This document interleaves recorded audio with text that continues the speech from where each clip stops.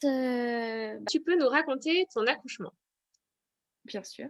Donc j'ai voulu garder une trace de cet accouchement, donc c'est un peu comme une lettre que j'ai écrite à mon fils, pour, je je pense pas qu'il la lira un jour, mais moi j'avais besoin d'en garder une trace.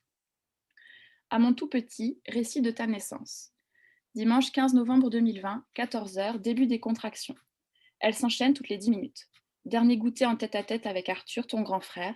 Dernière balade à 3 avec lui et papa pour aller voir les vaches. Je contacte la maternité à 18 heures pour savoir à peu près dans combien de temps je dois m'y rendre. Il s'agit de mon deuxième bébé, mamie à 30 minutes de route pour venir garder Arthur, et nous avons 30 minutes de route pour nous rendre à l'hôpital. La sage-femme me conseille de nous préparer. Nous arrivons à la maternité à 19h30 et la dame de l'accueil ne laisse pas monter papa. Je dois me rendre seule en salle de naissance pour un pré-examen. Il pourra me rejoindre seulement plus tard. Lors de ce pré-examen, une aide-soignante pose un monitoring pour enregistrer ton petit cœur et mes contractions. Malheureusement, malgré la playlist de musique que nous avions créée pour me détendre, le stress d'être séparée de ton papa arrête mes contractions. Ton petit, ton petit cœur va bien et tous les autres examens sont parfaits. Papa peut monter vers 20h30. Une première sage-femme vient nous voir en nous disant que c'est elle qui nous suivra et qu'elle a bien vu que nous avions un projet de naissance mais qu'elle ne l'a pas lu car nous avions, entre guillemets, très certainement le même que tout le monde. Mais le destin décidera autrement et c'est finalement Anaïs, une autre sage-femme, qui nous est attribuée et elle a bien lu notre projet de naissance. Elle sera accompagnée par Anaïs, son aide-soignante. À partir de là, de longues heures défilent sans que notre travail ne progresse. Les contractions reprennent, mais pas de façon régulière.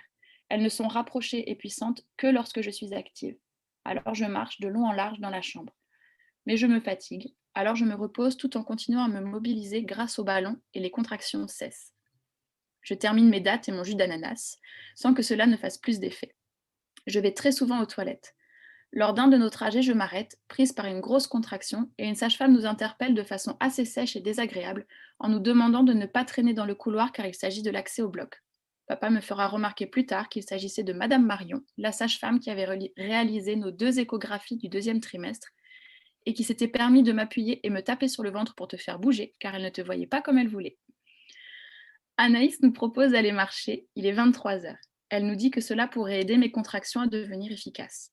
Papa et moi partons nous promener dans l'hôpital pendant 45 minutes. Effectivement, j'ai des contractions très violentes et très rapprochées. En rentrant dans la chambre, nous demandons l'accès à la salle nature, mais nous l'attendrons pendant 1 heure et demie. Je suis très fatiguée, je me repose à nouveau et plus rien. Anaïs nous parle alors d'un médicament, le Nubin, qui est censé stopper le faux travail. Je réfléchis fortement, je me renseigne un peu, mais étant un dérivé de la morphine, il risquerait de t'endormir. Je choisis alors de ne pas y avoir recours et demande à prendre un bain.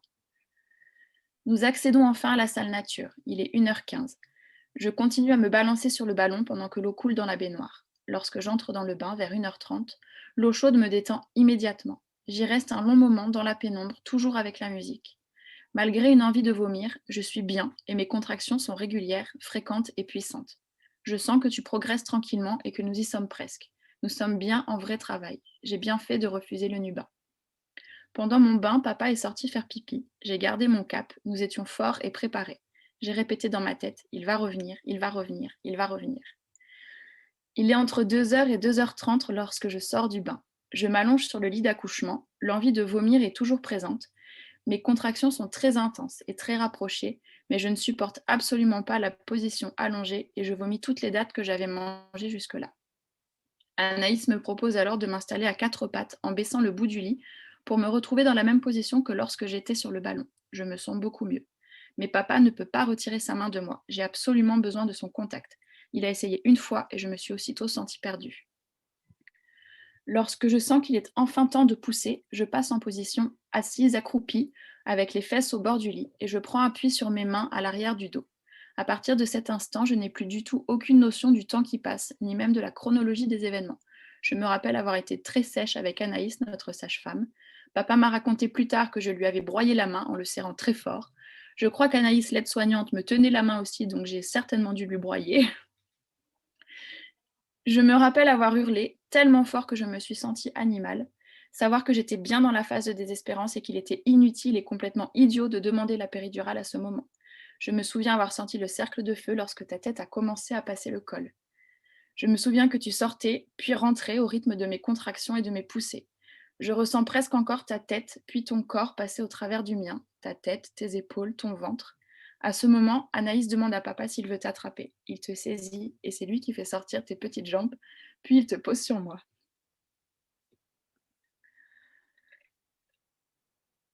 Il est 7h06, nous sommes lundi 16 novembre 2020. En écrivant ces mots, je pleure, en les lisant aussi. Ce sont des larmes de bonheur. Je suis fière de t'avoir mis au monde le plus naturellement possible. Je suis fière d'avoir eu la force d'aller au bout de ce projet. Tu es là, mon tout petit, tout contre moi, sous les couvertures, et tu têtes. Je sens ta chaleur et je suis heureuse.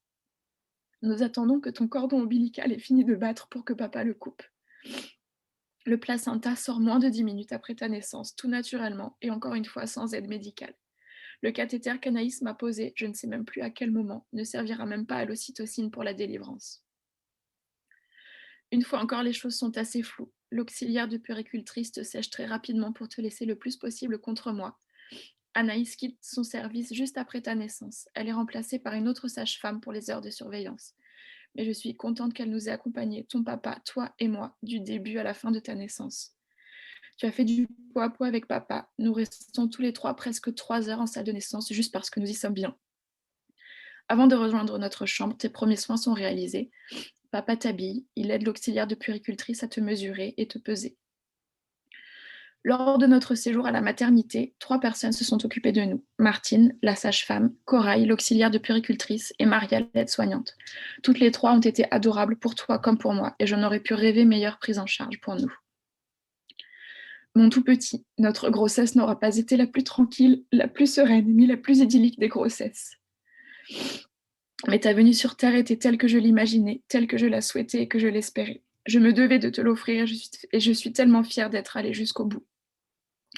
J'ai été merveilleusement bien entourée pour réaliser ce projet du début à la fin et je remercie énormément Marie-Laure, ma doula, Emmanuel, ma sage-femme, qui m'ont aidée à préparer au mieux ta naissance, ainsi que toutes les personnes qui nous ont accompagnés lorsque tu as décidé de nous rejoindre.